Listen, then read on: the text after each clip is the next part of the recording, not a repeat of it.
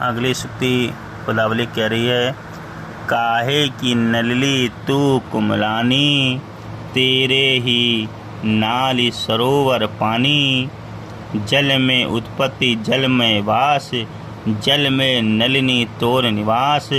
ना तले तपति ना ऊपर आग, तोर हेतु कहु कासन लाग। कहे कबीर जे उदिक समान, ते नहीं मुए हमारे जान। यहाँ पर कबीरदास जी कह रहे हैं। अच्छा, प्रसंग में क्या लिखेंगे, प्रसंग समझ लीजिए पहले कि इसमें आप प्रसंग में लिखेंगे कि कबीरदास जी एक कमल के प्रतीक के द्वारा बताते हैं कि जीवात्मा का जो अंश है वो सहज आनंद रूप है। जो व्यक्ति जीवात्मा परमात्मा से हट जाती है वो दुख भोग करके ही अपने जीवन को व्यतीत करती है, उसे अथाह दुख मिलता है। अब व्याख्या क्या लिखेंगे, करें, काहे कि नल्ली तू कुमलानी, तेरे ही नाल सरोवर पानी। कबीरदास जी के जीवात्मा रूपी कमली से पूछते हैं कि हे कमलिनी, तुम मुरझा क्यों रही है।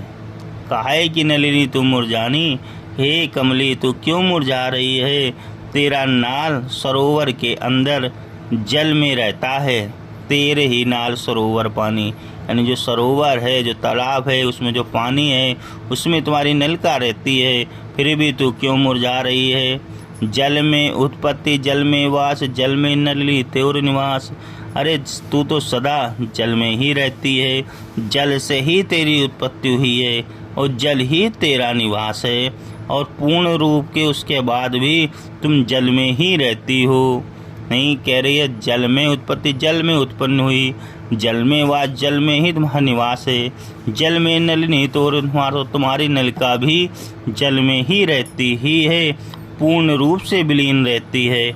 ना तो उस सरोवर से तू बाहर होती है, यानी सरोवर कभी सूखता ही नहीं है। आगे कह रहा है, ना तले तपति ना ऊपर आगे, तोर हेतु कहु कासन लागे। कहने उस सरोवर के जल में किसी प्रकार का तप भी नहीं है और ना ही ऊपर से आग बरस रही है।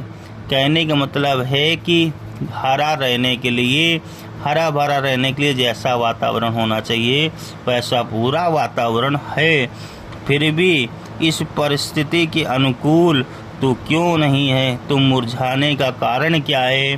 कहे कबीर जे उदित समान, ते नहीं मुए हमारे जान। आगे कबीरदास जी कहते हैं, निश्चय ही तुम्हारा जो मूल है, जो स्रोत मूल है, वो किसी उसका आधार बदल गया है, वो कहीं और हो गया है, जिस कारण से तू नहीं खिल पा रही है, तुम मुरझाई हुई है। कहने का मतलब ये है कि आत्मा परमात्मा रूपी जल में लीन रहता है तो कभी मरता नहीं है, लेकिन जब वह मार्ग से भटक जाता है तो उसे बहुत ही कष्ट कमल के समान प्राप्त होते हैं।